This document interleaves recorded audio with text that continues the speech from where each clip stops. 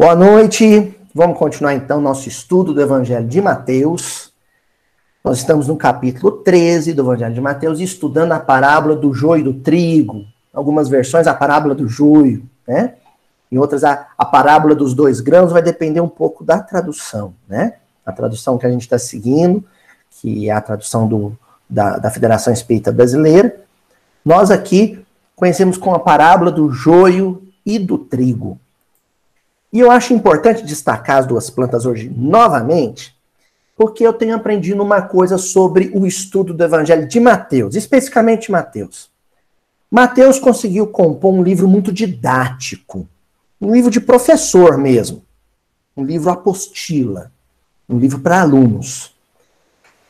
E aí ele tem o desafio de ensinar, de transmitir educação para as gerações que viriam após ele.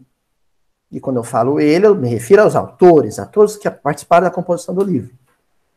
E sem o olho no olho, né? Então, um desafio didático. O que o Mateus faz? Ele deixa pistas. As migalhazinhas da história do João e Maria, sabe? E a gente vai seguindo as pistas. Nessa passagem especificamente do joio e do trigo, eu percebi uma coisa. Que o nome das plantas, joio e trigo, aparece inúmeras vezes. Muito embora tenha um pulo do gato aqui, viu, gente? Quando a gente vai ler as palavras em grego, não tem trigo. As palavras são grão e semente. Poderia ser qualquer grão e qualquer semente. E agora mesmo eu vou explicar o porquê que se fixa, então, na imagem do trigo. Tá bom? De qualquer forma, isso é repetido várias vezes, quando a gente faz a tradução para uma língua vernácula. Trigo e joio, trigo e joio, trigo e joio. No versículo que nós vamos estudar hoje, que é o versículo 29, essas 2 palavras aparecem outra vez. O que o Mateus quis dizer para a gente com isso?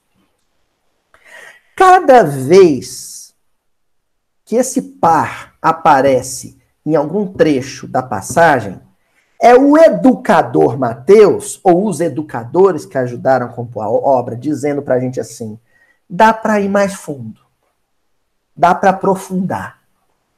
Então, na primeira vez que apareceu o joio e trigo, lá no primeiro versículo, a gente desceu 100 metros.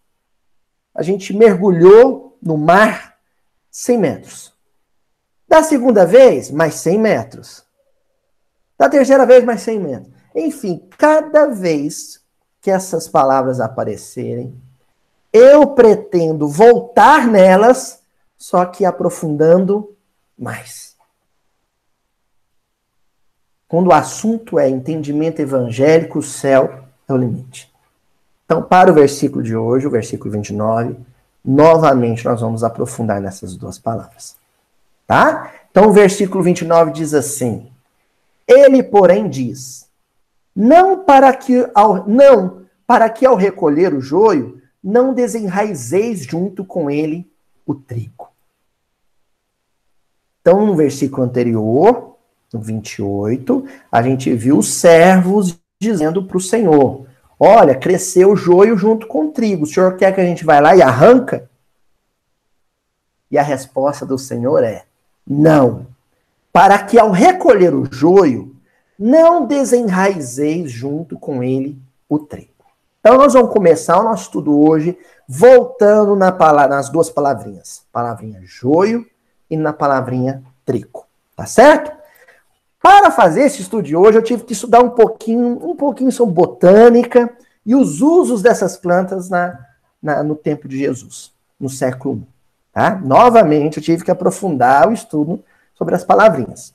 E nós vamos começar com o trigo, que no texto em grego, que é o texto de onde o Haroldo fez a tradução para a Federação Espírita Brasileira, e a maioria dos tradutores, né? Pelo menos as boas traduções são sempre feitas a partir de códices, de versões em grego, né? Então, grego koiné. Então, em grego, a palavra para trigo ou grão é sitos. Sitos. Essa palavra, sitos, na verdade, ela quer dizer grão. Ela quer dizer grão. Qualquer grão, Aloysio? Não. todo grão comestível, todo grão que possa servir de alimento. Luiz, então por que entra o trigo? Por duas razões. Primeira, porque o trigo era o grão alimento da antiguidade. Era o fundamento, a base da dieta em todo o Mediterrâneo antigo. Em todo o crescente fértil, em toda a antiguidade oriental também. O citos, na maioria das suas ocorrências, é uma referência explícita a um grão em específico, o trigo. Segundo, porque nessa passagem Jesus faz referência à festa das premissas, às oferendas. E a premissa principal, a oferenda principal que era feita no templo, era o trigo. Podia ser a cevada, podia ser outros grãos, mas, sobretudo, o trigo. Então, por isso que a parábola fica conhecida como o joio e o trigo, né? Então, o citos, a palavra citos, que a gente vai estudar aqui, a gente vai ter basicamente como sinônimo de trigo. Tá bom? Mas, ao mesmo tempo, o evangelista quer destacar a virtude desses grãos. E é o que vai nos interessar. Qual é a virtude principal do trigo, ou da cevada, ou da aveia? Qual é a virtude principal do arroz? Ser comível. É uma virtude nutricional. Nutricional. O trigo é um alimento.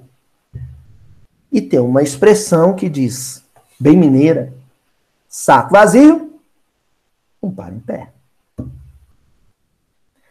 Todos nós precisamos de nutrientes espirituais, assim como carecemos de nutrientes físicos. Antes de mais nada, o trigo representa aquilo que a alma come, aquilo que o espírito usa para se nutrir, para se manter de pé, vigoroso, forte, em condições de avançar. A virtude do trigo é a capacidade de nutrir quem dele usufrui. Como em aulas passadas, em episódios passados, nós falamos que o trigo representa a ideia positiva, o sentimento positivo, a ideia, o sentimento, né, o pensamento nobre e elevado, nós nos nutrimos disso.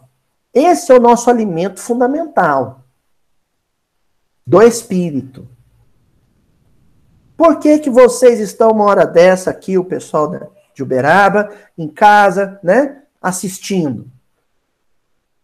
Uma vez por semana, vocês param tudo e sentam para se nutrir, para se alimentar.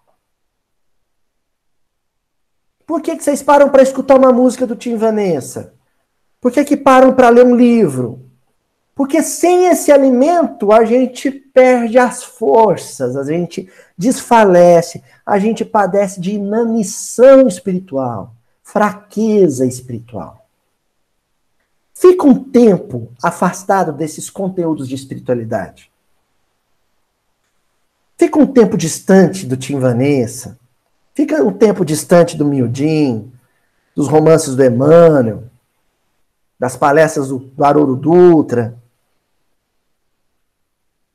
das pregações do Papa Francisco. Se afasta disso. Você vai assim, ó, murchando, que nem flor, longe do caule. Sabe? Rosa que se apanha, ela vai murchando. Então, entendemos? Os citos, os gregos, eles queriam pôr em destaque isso. Existe uma categoria de vegetais que nos oferecem grãos, grãos que nutrem. E o principal é o trigo. Tá bom? Aí nós vamos pular agora para o latim. Latim. Sabe como é que em latim os romanos chamavam trigo? Aliás, é de onde deriva a palavra trigo. A palavra trigo deriva do triticum. Triticum. Trigo vem de triticum. Isso não lembra nenhuma outra palavra para vocês, não?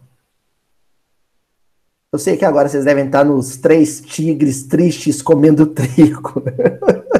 Os trava-línguas, né? Triticum vem de triturar. Esses grãos comestíveis, quase todos eles, para serem comestíveis, eles são previamente triturados. Daí esse grão específico ser chamado de triticum. Triturado.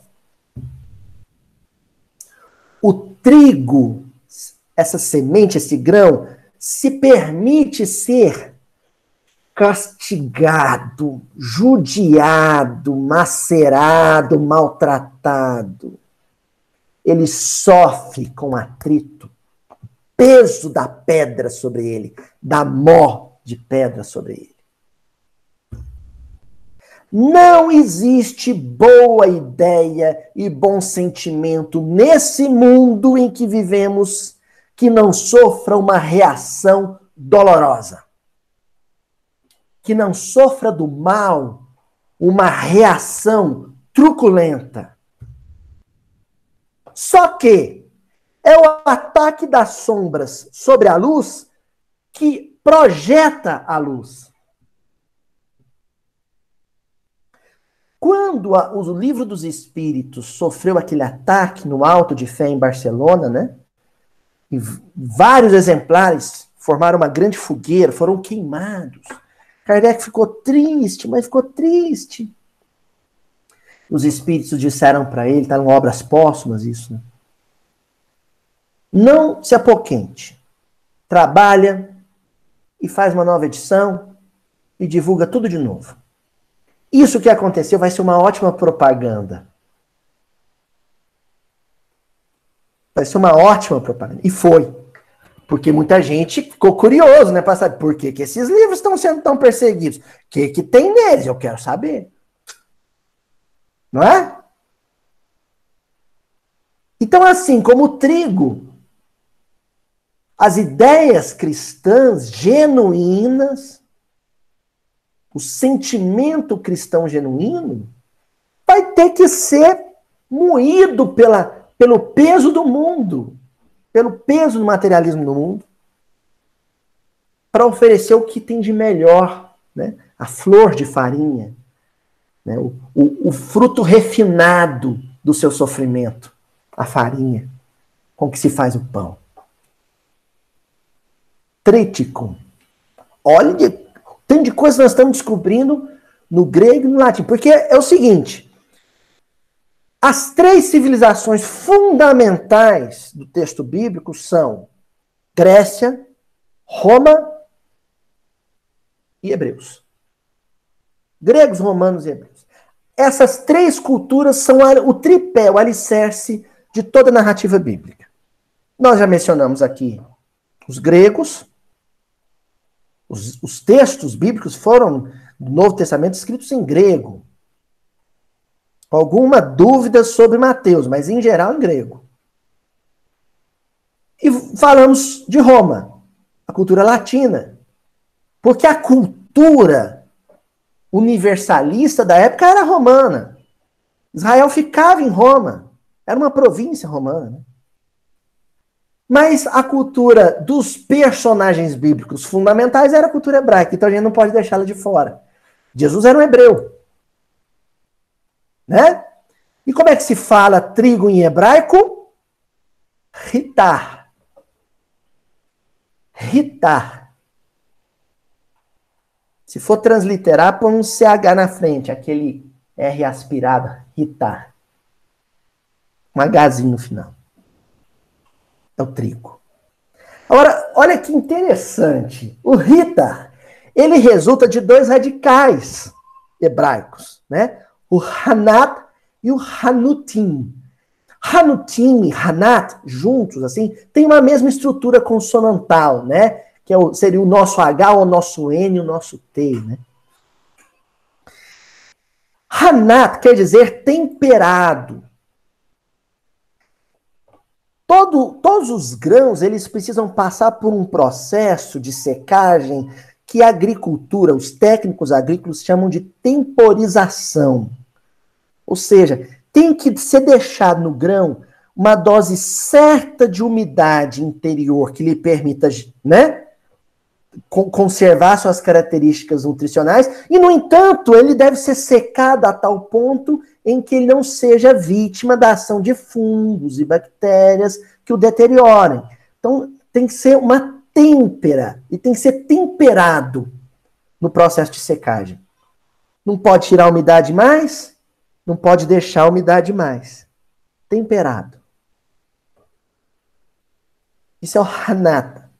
E o Hanutim quer dizer embalsamado ou conservado. Porque aí, do momento em que ele passa a estar na têmpera certa, ele consegue se conservar. Se a técnica for feita na antiguidade, né? Se a técnica era feita corretamente, esse grão podia durar 12 meses.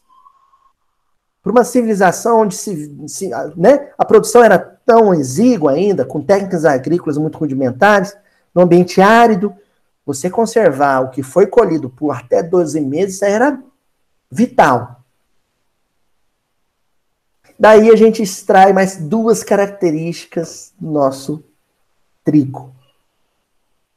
A temperança, ou seja, tudo na medida, na dose certa. E a balsamização ou a conservação, a capacidade de perseverar, de durar, de se conservar, né? É a longevidade do trigo, né?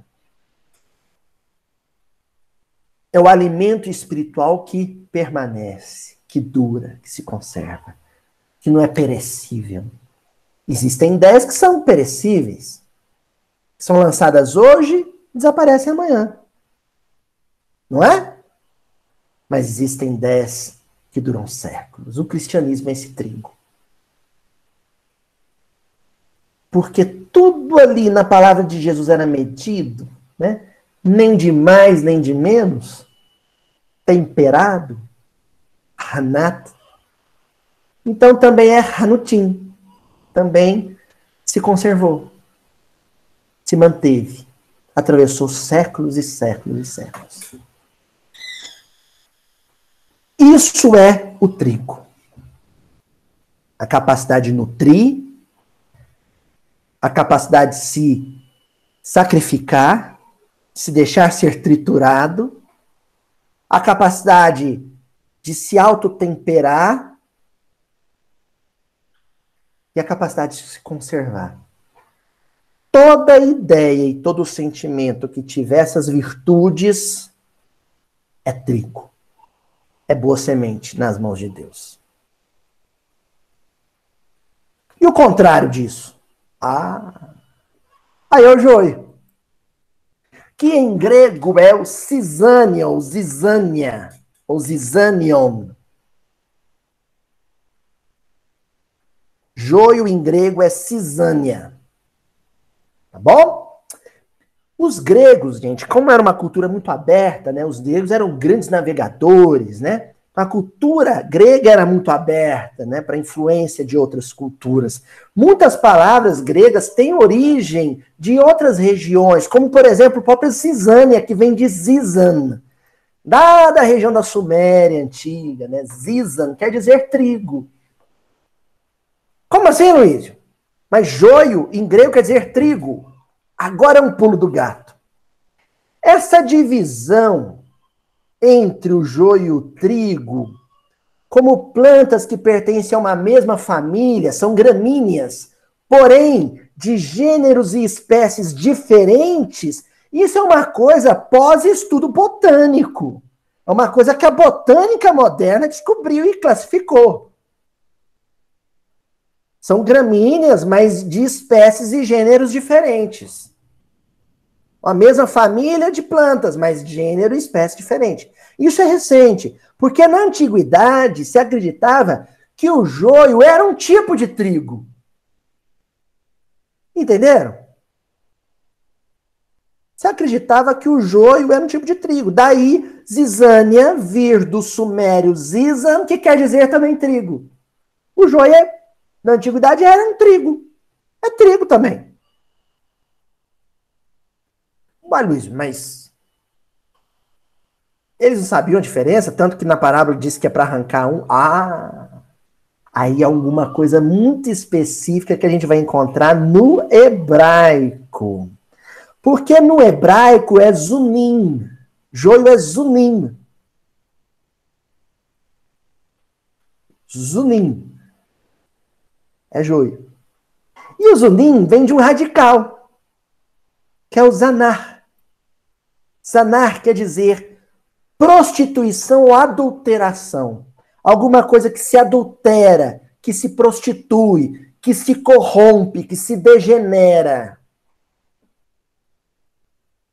Então, o zunim era o trigo que se degenerou, na ideia deles. O trigo que foi para um outro caminho e que virou uma outra coisa. Que no começo era trigo, daí a planta no começo é tão parecida uma com a outra, né? As duas plantas são idênticas praticamente, não se pode diferenciar uma da outra. E aí, de repente, algumas se degeneram. Era a ideia que se tinha. Hoje sabe-se que não. Hoje não. Hoje sabe-se que são gêneros e espécies diferentes de gramíneas. Agora, no tempo de Jesus, não. O zunim é aquele trigo que se degenerou, que se prostituiu. Zanar, prostituiu, se adulterou. Entenderam? É o ritar que se prostituiu. Prostituir é no sentido de se desviar, de sair do caminho, de sair do rumo. Tá claro isso para vocês? Luiz, mas o que acontece que esse trigo, na visão do hebreu antigo, ele se prostituía, ele se tornava diferente? Aí nós vamos ter que recorrer ao latim. O joio, no latim, é o lolium temulentum. Lolium temulentum. Ó, então você tem a família botânica, né, que é as gramíneas, as poáceas, né? E ali você tem um gênero de gramínea, que é o lolium. Existe um gênero de gramínea, são todas as loliums, tem vários lolium. Vários lolium. Mas tem uma lolium que forma uma espécie de planta muito específica, que é a Lolium temulentum. Pessoal, em latim, quando você traduz para o português, você sabe o que quer dizer temulentum? Ó. Embriaguez. Porre. O lolium é uma planta que causa temulentum, que causa embriaguez. E todos os sintomas da embriaguez. Porque nesse grão específico, o lolium temulentum, e mora ali um fungo. E esse fungo é altamente tóxico. Altamente tóxico. Se você comer uma espiga de joio, de Lolium temulentum, você vai se intoxicar, ficar doidão e depois ter todos aqueles sintomas, só que fortes, próprios da ressaca. Vômito, dor de cabeça, é uma intoxicação. Basicamente, o que a gente chama de ressaca com álcool, com a bebida, é um processo de intoxicação, né? Vocês sabem disso, né? A ressaca com a bebida, você se intoxicou com álcool. Então, temulentum, Lolium temulentum, embriaguez. Olha só o que Jesus conseguiu arranjar, organizar com essa história do joio e do trigo. Toda ideia, todo sentimento que te embriaga e depois te deixa com ressacão, uma ressaca moral, é lolium temulentum, é joio.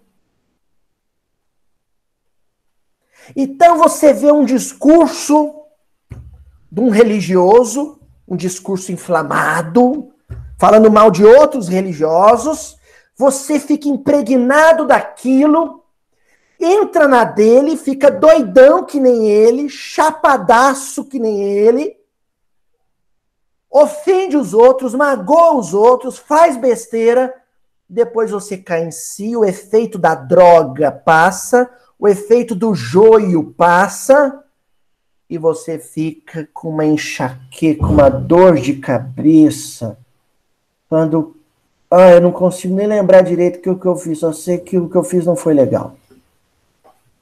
É o joio. Entendeu?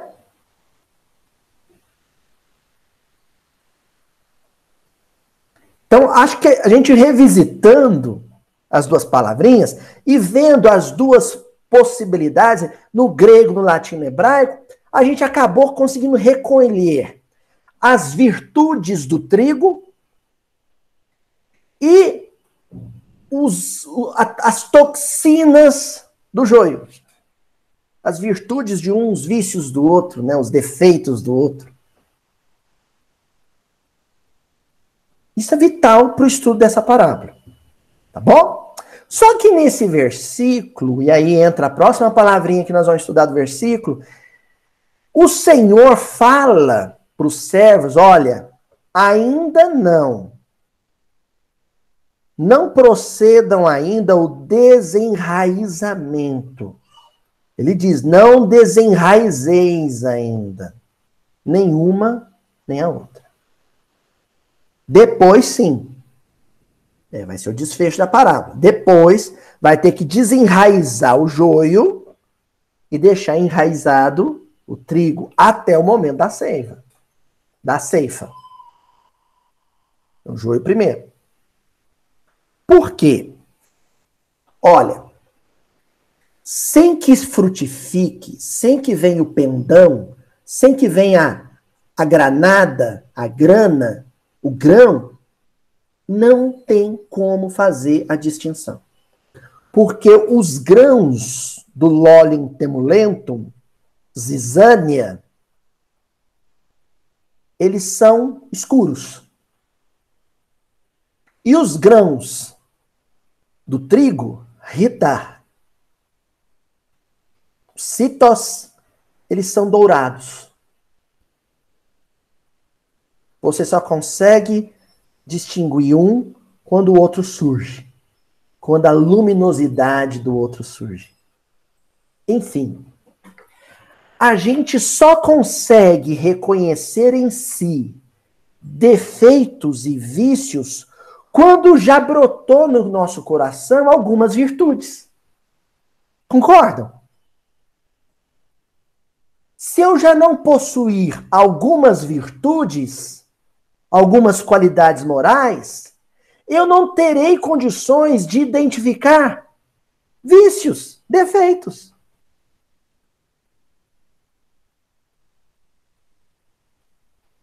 No campo do meu coração já tem que ter frutificado joio e trigo. Deixa nascer os dois.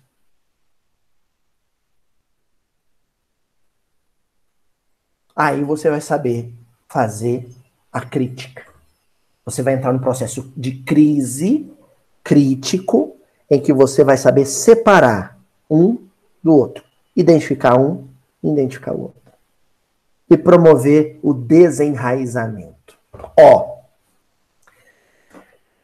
Qual que é a raiz do trigo? E qual que é a raiz do joio? A raiz é de onde parte a seiva, o nutriente que vai alimentar os grãos. é a virtude de onde sairão todas as outras virtudes. Aloísio, qual que é a virtude de onde saem todas as virtudes boas? E qual que é a virtude ruim de onde saem todas as virtudes ruins? Qual que é a raiz do joio? Qual que é a raiz do trigo? Os Espíritos entregaram isso de mão beijada para a gente no Evangelho segundo o Espiritismo. Puseram em par ali, um perto do outro. No capítulo 8, Bem-aventurados os pobres de espírito. No item 11. Quem se lembra? O orgulho e a humildade. Qual que é a raiz do trigo? A humildade. É a raiz do trigo. É a partir da humildade que você se enche de seiva, de nutriente vital.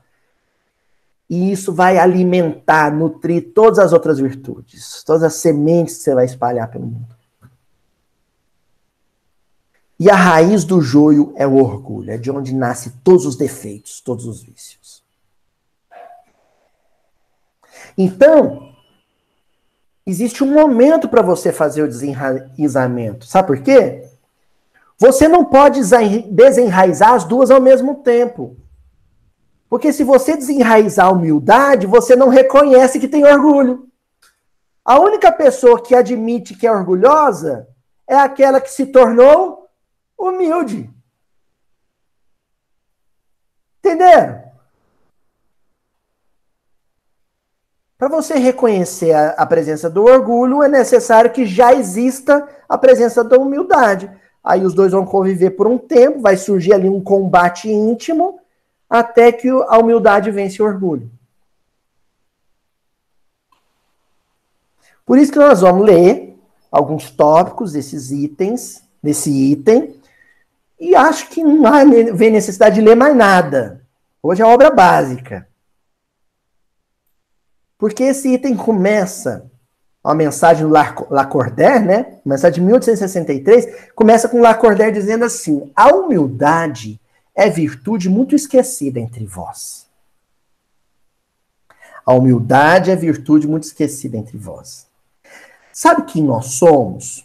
Nós somos aqueles que olham para o campo, seja o campo íntimo, seja o campo do outro, só consegue enxergar joio e quer passar o trator em tudo.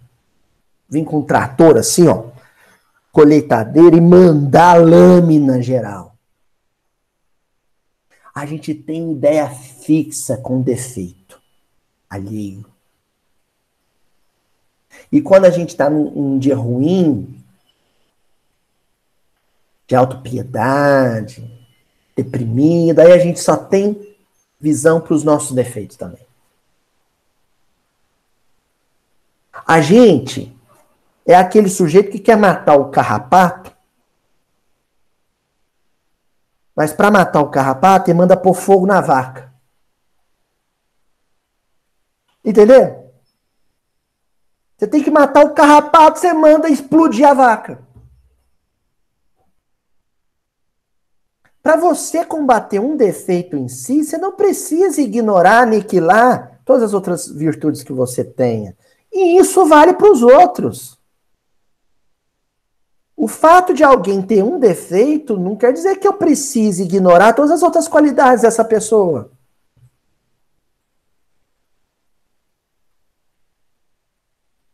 Por isso que o Lacordaire começa essa mensagem dizendo que a humildade é uma qualidade que é esquecida, deixada de lado. É que o humilde, o coração humilde, ele é tão silencioso, que precisa de muita sensibilidade para perceber a música que ele produz com o próprio silêncio. Geralmente a gente tem mais olhos de ver e ouvidos de ouvir para os orgulhosos, para os vaidosos, para os ruidentos, os barulhentos. Continua o Evangelho segundo o Espiritismo. Bem pouco seguidos são os exemplos que dela se vos tem dado. Bem pouco seguidos. Quer dizer, Eu frequento a casa espírita, aí tem um companheiro que conduz os trabalhos da reunião pública, tem um verbo eloquente, fica lá na frente, fala muito bem, fala de improviso, dá um trecho do evangelho para ele fala 1 hora, de boa, sem gaguejar, eu fico hipnotizado ali com o sujeito. E tem aquele companheiro que chega e me fala bom dia, ou fala boa noite, ou fala boa tarde, com um sorriso generoso, senta ali na cadeirinha, não abre a boca, não diz mais nada além daquilo. Eu saio do centro falando da palestra do outro, mas não comento o bom dia do humilde. A humildade é uma virtude esquecida. Não é? Fui num congresso espírita, tinha lá um rapaz que ficou em pé o tempo inteiro, entregando copo de água para as pessoas, ou entregando o crachá das pessoas com um sorriso no rosto. Eu saio do congresso, chego em casa, comento a palestra maravilhosa do Arthur Valadares, mas esqueço de falar, nossa, tinha um rapazinho que ficava entregando crachá com um sorriso no rosto, ficou 3 dias em pé entregando crachá. Passou invisível para mim. Eu só comentei a palestra do grande orador. Não é? Por isso que eu falo tanto da Juju.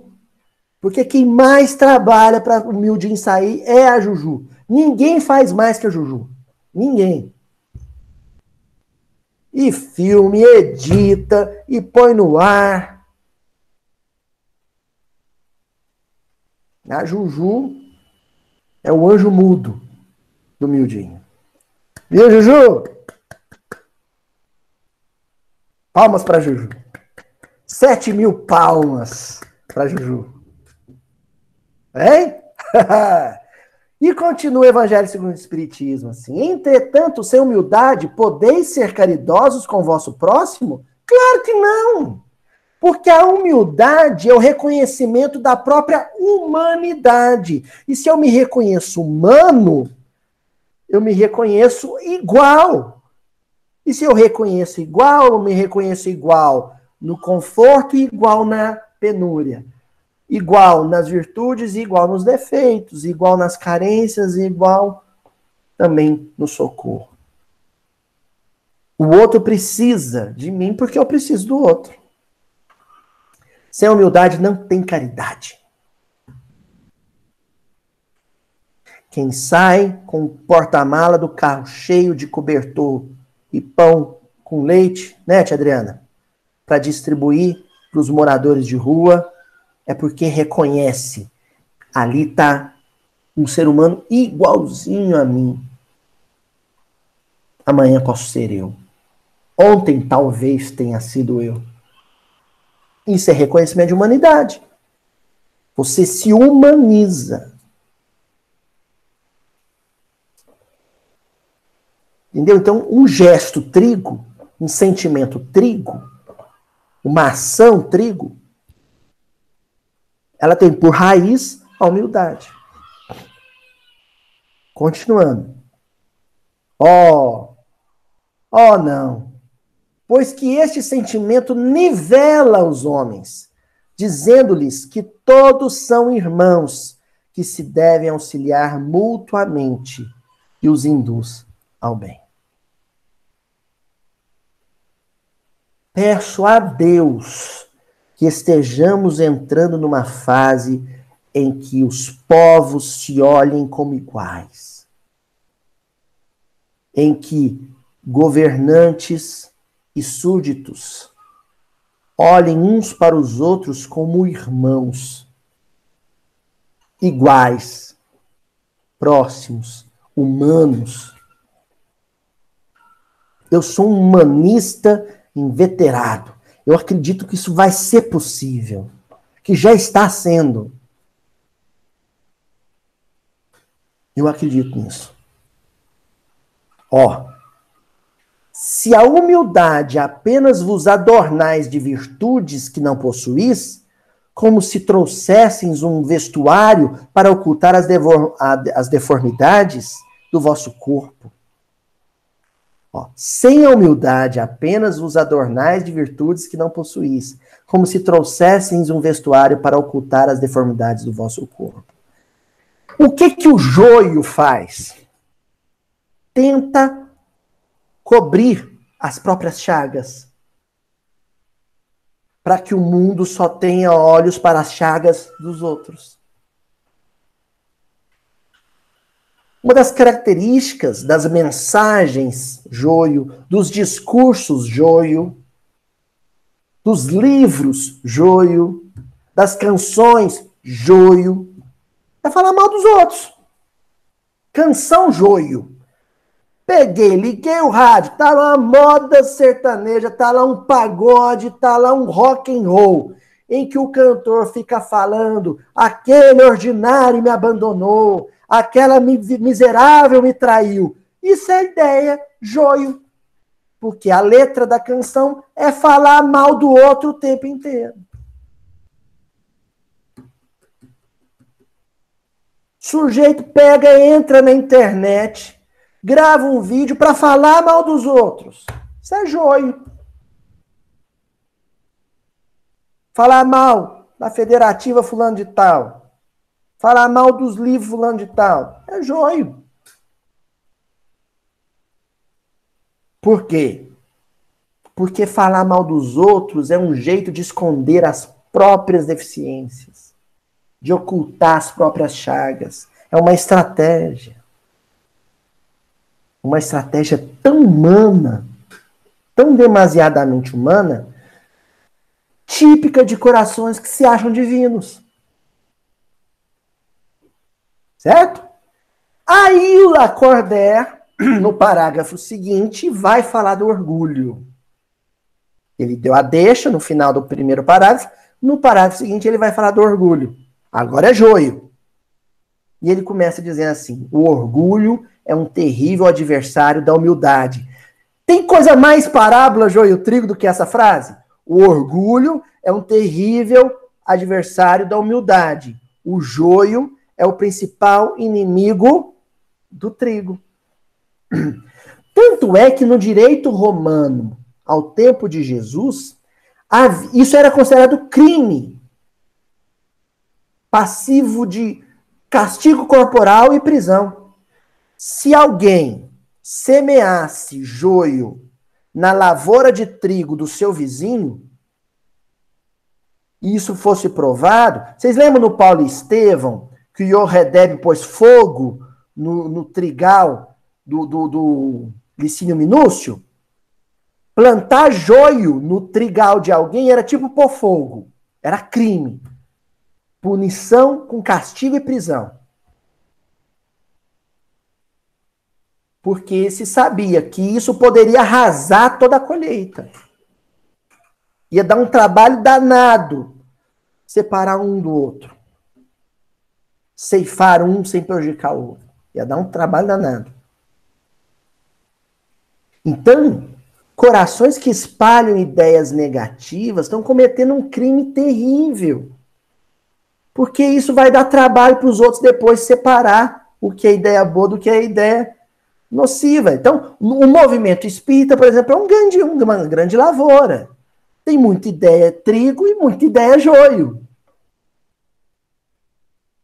Hoje, para a gente separar no meio de 10 mil lives, o que é live boa e o que é live negativa, no meio de 10 mil livros, o que é livro positivo, o que é livro negativo, isso dá trabalho. Por isso que quem vai gravar um vídeo, quem vai publicar um livro, tem que estar muito lúcido, sabe? Tem que tomar um cuidado. Eu já falei para vocês, semana, eu tenho medo de mim. Eu fico com o pé atrás comigo, depois eu assisto de novo, ponho vocês aqui de testemunha, né? Porque eu tenho medo de ser joio no meio da plantação de Deus. No meio da plantação de Deus. Tá bom? Continua Lacordaire. Se o Cristo prometiu o reino dos céus aos mais pobres, é porque os grandes da terra imaginam que os títulos e as riquezas são recompensas deferidas aos seus méritos e se consideram de essência mais pura do que o do pobre, do que a do pobre.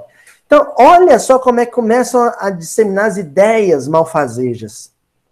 Quando alguém, porque tem diploma, porque tem dinheiro, porque tem um cargo, pode ser um cargo de prefeito, presidente, governador, pode ser um cargo de diretor de centro espírita.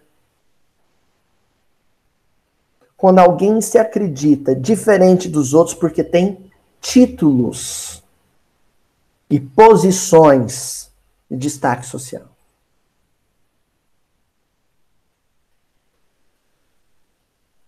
Esse alguém acredita que qualquer coisa que saia da boca dele é benta, é santa. E aí ele sai falando. Aquela verborragia, né? Falando. E espalhando joio. Tudo porque ele acha que o verbo dele é diferente. Orgulho. Qual que é a raiz desse processo? O orgulho.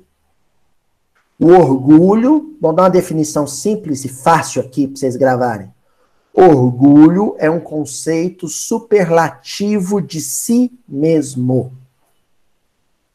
Conceito superlativo de si mesmo. Quando você... Vou tornar mais fácil ainda. Quando você acha que é o rei da cocada preta. O galã da balachita. Vocês lembram do galã da balachita? Quando você acha que você é a última bolachinha recheada do pacote, a preciosa.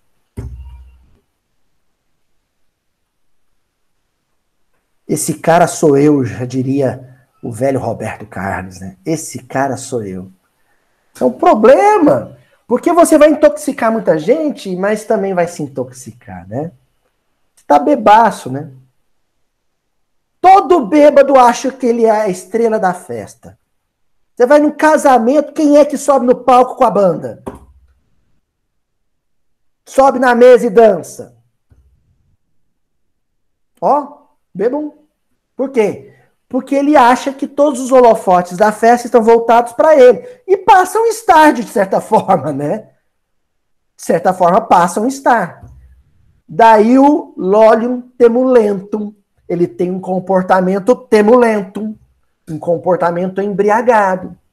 Pessoas que se acham superior às demais e por isso saem falando e magoando os demais, estão chapadas, embriagadas com o próprio ego. Com o próprio ego. Ó irrisão e cegueira. Pois então, Deus vos distingue pelos corpos? Ah, parábola aí. O que o Senhor fala para o servo? Não dá para distinguir. Porque só o que a gente vê agora é caule e folha. Corpo. Para distinguir, a gente tem que ver fruto. O produto. O resultado que produziu. Olhando assim para a multidão, todo mundo é igual. Como é que Deus vai distinguir um do outro? Pelos corpos? Pelas vestes? Pelos carros?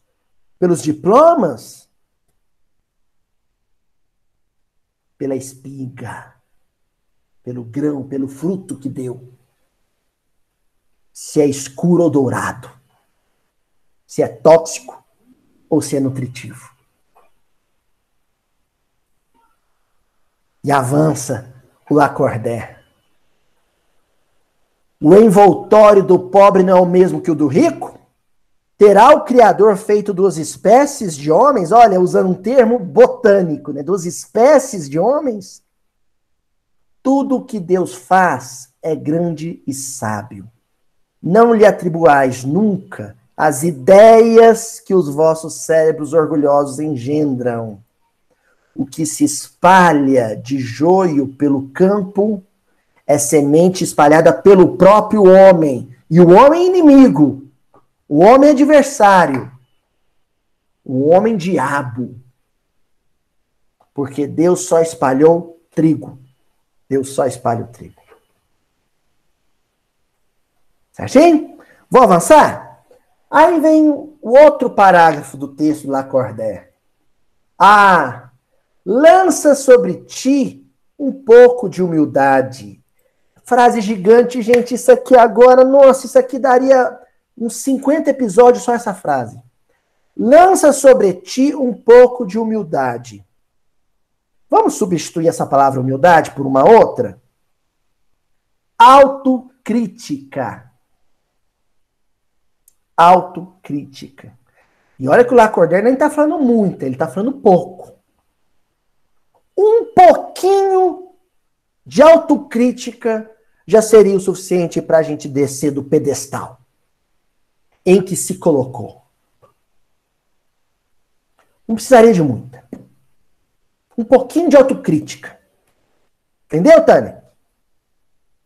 Eurídice, seu Valdir, um pouquinho de autocrítica. Bastaria você, uma vez que seja, pôr a carapuçazinha, dar um lacinho aqui, quando lê seu evangelho, que isso já ia ajudar demais.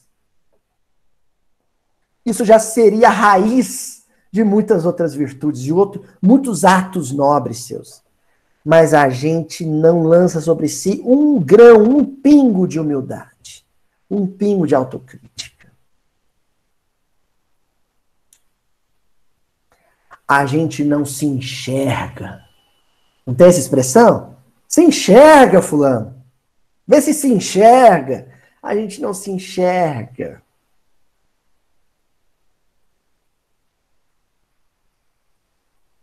Ah, Luiz, vê se enxerga. Vou contar aqui uma história, mas eu não quero que isso dê margem a outras interpretações, não, porque é uma história figurativa. Contam os historiadores de Roma, né, os grandes registros sobre a passagem de Júlio César pela civilização romana. Júlio César que não foi imperador, ele foi um ditador. Ele é do período republicano de Roma. Que cada vez que Júlio César fazia uma conquista, que ele ia adentrar Roma, cruzar um daqueles seus arcos do triunfo, né? O povo gritava, ave César, salve César. E o Júlio César tinha muito medo de ficar intoxicado por essas saudações. Porque o elogio pode ser joio.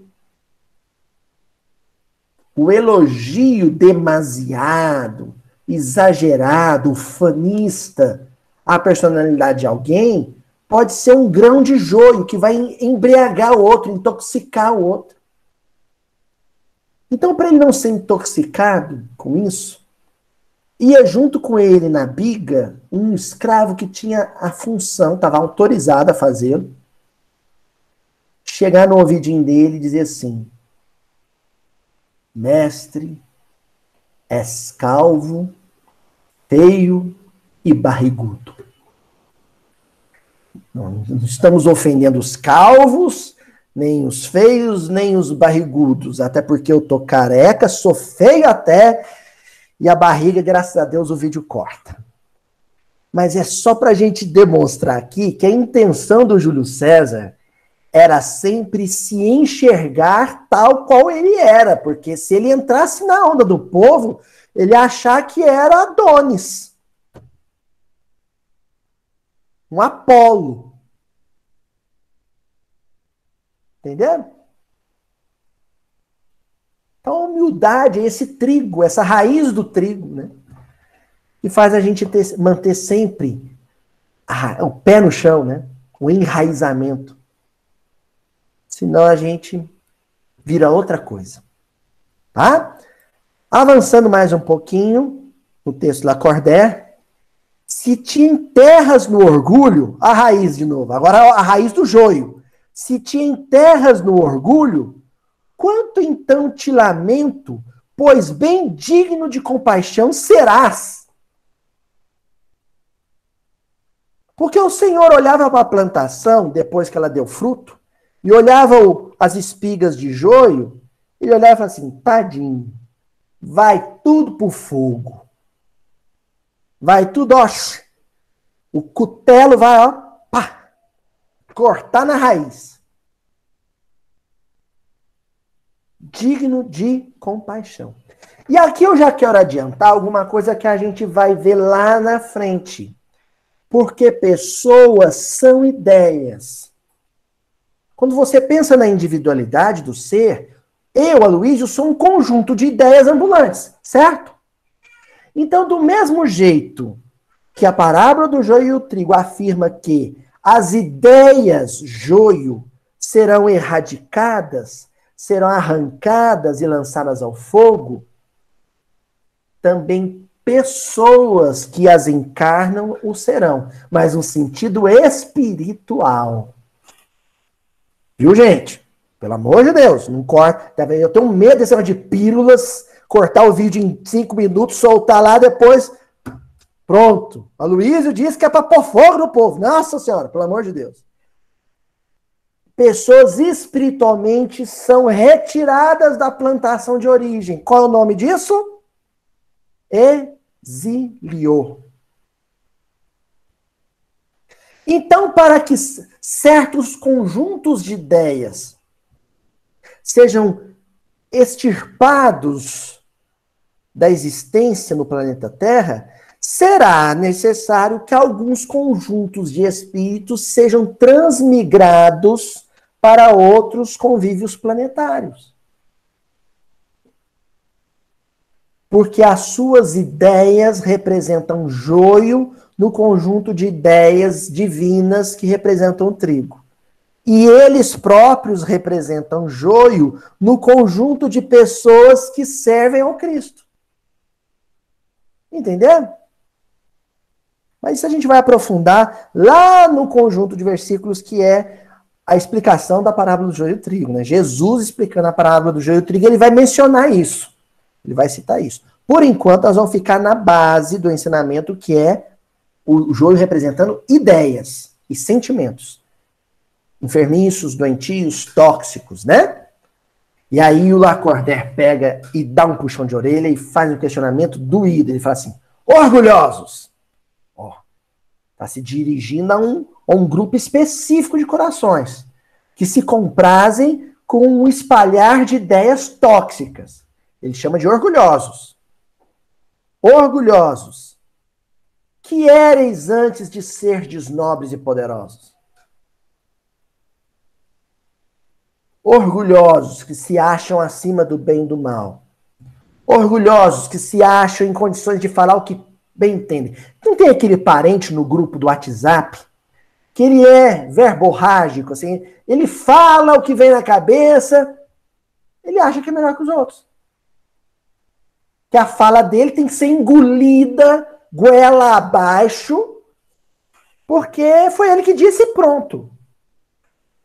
Não é assim? E aí o Lacordaire está perguntando, o que você era antes de ser o que você pensa que é? Ah, eu sou doutor. Sempre foi?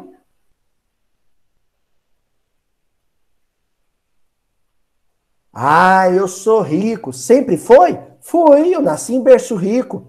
E antes disso? E antes do nascimento?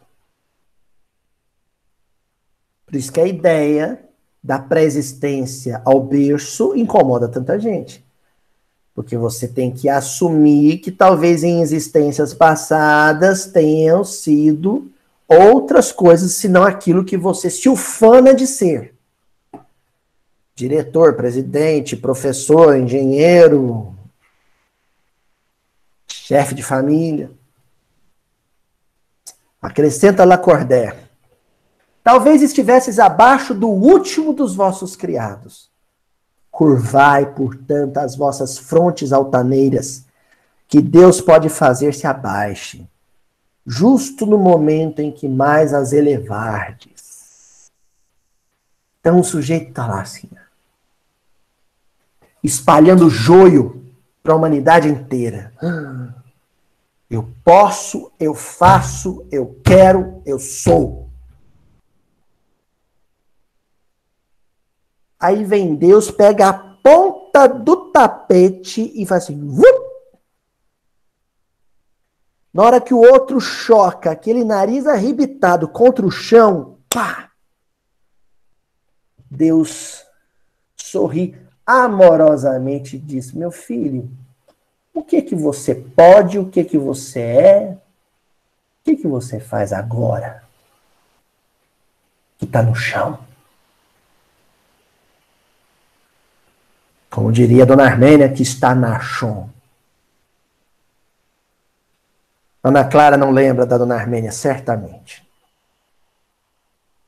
O chão nos traz tantas verdades sobre nós mesmos.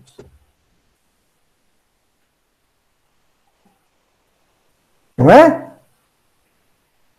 E já finalizando, contexto de Lacordaire,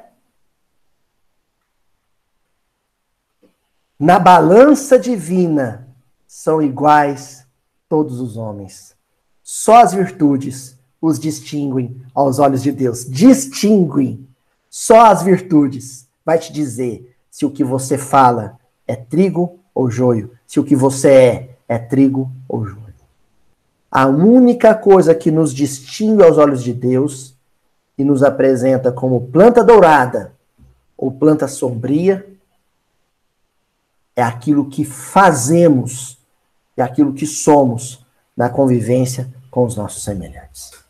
Tá certo, gente? Até a semana que vem. Grande abraço para todo mundo.